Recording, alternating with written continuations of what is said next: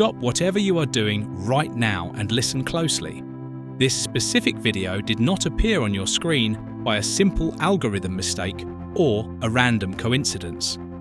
There is a profound, divine spiritual reason why you are hearing my voice at this very second of your day. Jesus wants to tell you something urgent that will completely shift and transform how you view your greatest current struggle. I know you have been feeling absolutely exhausted, as if you were carrying the heavy weight of the entire world on your tired shoulders, haven't you? Your nights have been painfully long, and God's silence has often felt like a cold, final no. But today, the Master of Time and Eternity wants to reset your heart and give you peace. If you truly believe deep down that this is your supernatural moment of breakthrough, then please stay with me until the very end. I am going to reveal 3 powerful secrets he has kept specifically for you today. Write, "I am ready" in the comments section right now to claim this message. The very first thing Jesus wants your heart to truly grasp today is that his silence is never an absence. It is, in fact, a high-precision strategic preparation for what is coming next in your life. In the divine system of the kingdom, silence functions like the hidden womb of a magnificent miracle. Absolutely nothing seems to be moving on the outside, but deep within the darkness, a brand new life and a new destiny are being meticulously formed, word by word, cell by cell. I want you to visualize the image of a skilled and patient archer. For an arrow to reach a distant, impossible target with maximum velocity and power, the archer must pull the string back, feeling the intense tension in his arms and the resistance of the wood. If you feel like your life is being pulled backward right now, if it feels like your projects have completely stalled, if the doors you knocked on have been slammed shut, or if you feel like you've been forgotten on a dusty shelf, you must understand this hidden secret. Jesus is simply tensioning your faith. He is not punishing you for your mistakes. He is positioning you for a supernatural destination that you could never reach by walking on your own 2 feet or relying on your own limited strength. The human brain naturally hates the terrifying vacuum of uncertainty, but that empty space is exactly where the Holy Spirit operates best. When you finally lose control over your next step and the path ahead becomes foggy, that is precisely the moment when you are forced to grip his hand with a strength and a desperation you never knew you possessed. Jesus is protecting your character and your integrity. If he were to hand you the massive blessing you are currently begging for today, you might not have the internal emotional structure or the spiritual maturity required to sustain it tomorrow. He is carefully tending to your invisible roots deep underground while you are crying over the apparent lack of visible fruit on the branches. But pay close attention to this promise.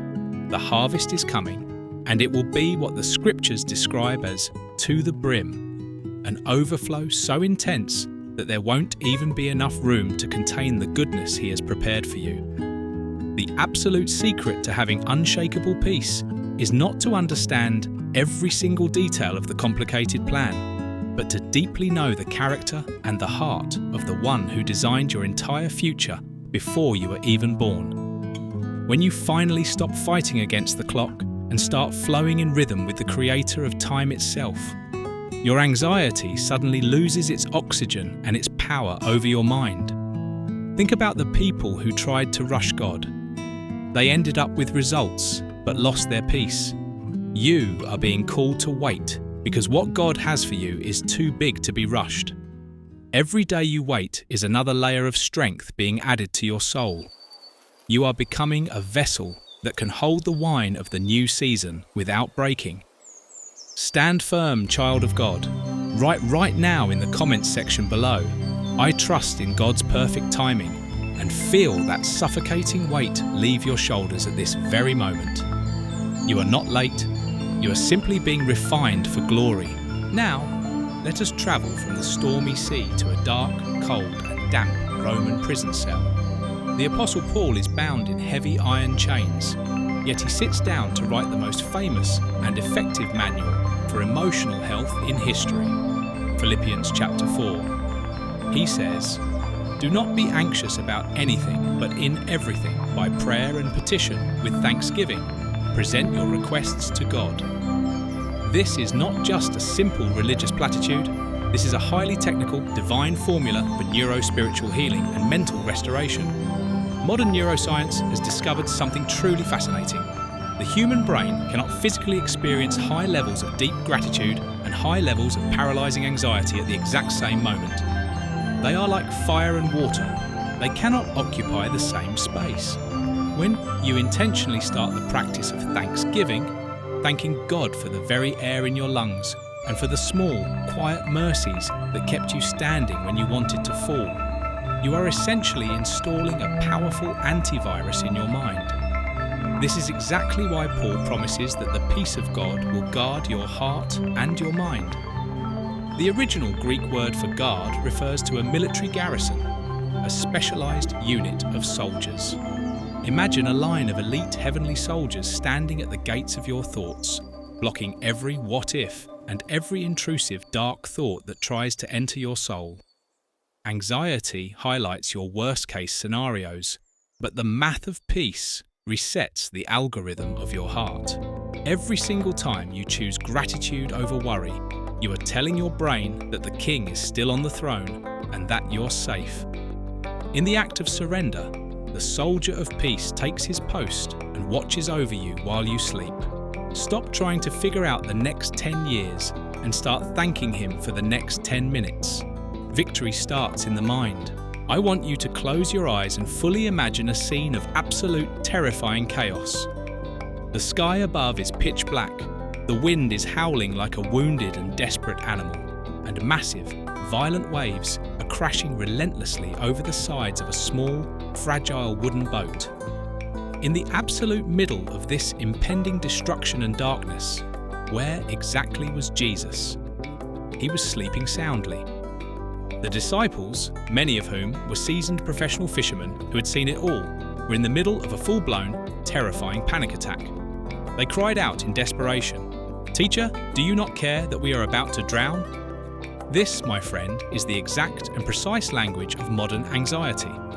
Anxiety always tries to manipulate your thoughts and convince you that God has completely forgotten you and that He is utterly indifferent to your deep emotional pain. But I want you to notice Jesus' reaction very closely. He did not wake up and start panicking with them. He stood up with supreme authority and spoke directly to the source of the fear, commanding the wind and the waves, "Peace, be still."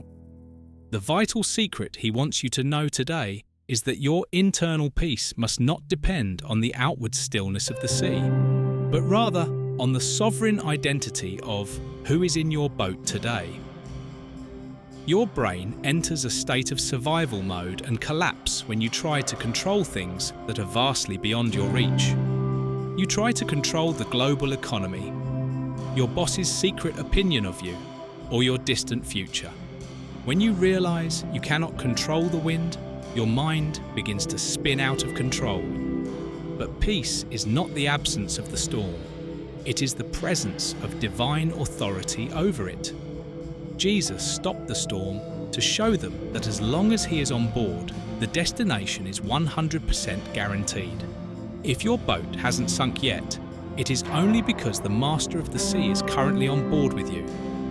Write right now in the comments section, "Jesus is in my boat," and feel the heavy weight leave your shoulders as you transfer the helm to his powerful hands. Your nervous system was never designed to carry the crushing weight of the entire universe. That is his job. Think about the humble servants at the wedding in Cana. They were facing a massive social and financial crisis. They had completely run out of wine. Jesus looks at them and gives them a strange command. Go and fill these 6 massive jars with water. Biblical scholars estimate that these men had to make at least 15 long, exhausting trips back and forth to the community well. Imagine the growing frustration in their hearts. On the 5th trip, absolutely nothing had changed. On the 10th trip, the jars were still filled with nothing but plain, ordinary water. Their anxiety was likely whispering, "This is a complete waste of your time." But they didn't stop. They chose obedience over their feelings. They made that final 15th trip. They filled the jars to the brim, to the point of overflowing. It was only when the jars were completely full that the supernatural miracle of transformation occurred. Your emotional healing and your divine breakthrough are being fermented in the consistency of your daily obedience. Every single prayer you whisper when you're exhausted, that is another bucket of water in your jar. Please do not give up on your 14th trip. You are much closer to the wine of joy than your anxiety wants you to believe today. Go to the brim. Your long journey through the desert of anxiety ends right here. If you are truly ready to stop carrying the weight of tomorrow and trust the Master's perfect process today, write "overflowing" in the comments below. Share this video with a friend who is struggling. Be the salt that brings healing to their life. For more on how to hear God's voice in the middle of the silence, click the video appearing on your screen right now. Thank you for watching Talking to Jesus. May His supernatural peace guard your heart today and forevermore.